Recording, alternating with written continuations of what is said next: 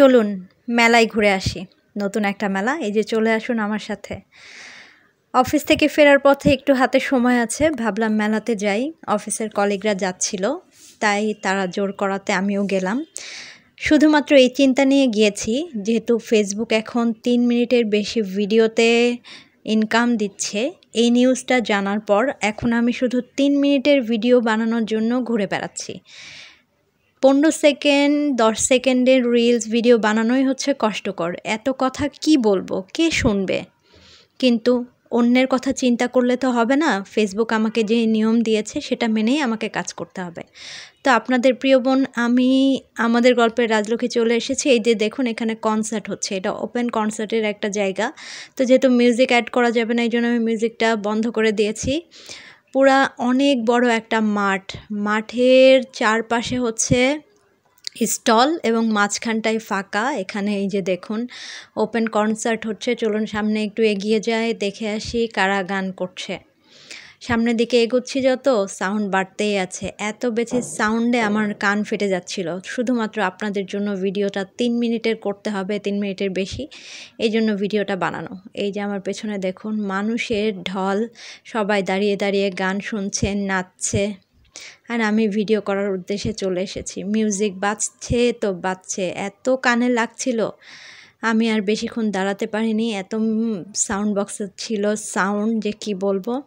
So দেখুন এখানে 3 জন আছে, 2 জন মেয়ে 1 জন ছেলে। এরা হচ্ছে গান গাচ্ছে, বরিশালের ভাষায় গান করছে। গানটা শোনাতে পারছি না বলে দুঃখিত। তারপর আমি টুকটুক করে তাদের গান শুনে একটু ভিডিও করে নিয়ে চলে যাচ্ছি। এখানে দেখছি শুধু আমি না, আমার মতো আরও অনেকেই হাতে মোবাইল নিয়ে কন্টেন্ট বানাচ্ছে, ভিডিও বানাচ্ছে। বেশিরভাগ মানুষই এসেছে ভিডিও বানানোর জন্য, গান শোনার জন্য। অনেক বড় মাঠ, মাঠের এক প্রান্তে হচ্ছে কনসার্ট হচ্ছে। এই যে দেখুন মানুষে ভর্তি, এত মানুষ এত মানুষ। আর সবচেয়ে মজার বিষয় হচ্ছে এই মেলায় ঢুকতে কোনো টিকিট নেই।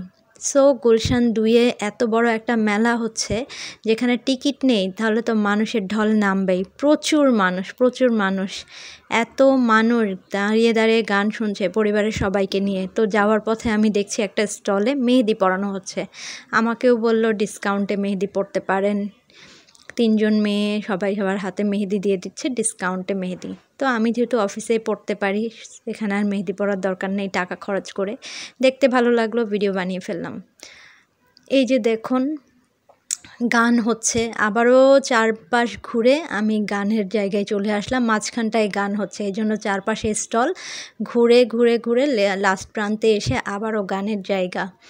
এত জোরে সাউন্ড, আমি এখানে দাঁড়িয়ে মনে হচ্ছিল আমার কানটা ফেটে যাবে।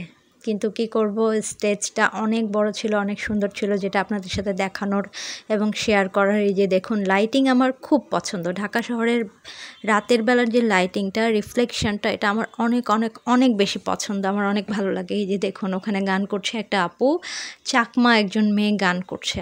তা সামনে থেকে যেতে পারছি না, গানের সাউন্ডে আরোই যেতে পারছি না। বাচ্চারা মাঝখানে নাচছে, আর সবাই ড্রোন দিয়ে অনেকে ভিডিও করছে উপর থেকে।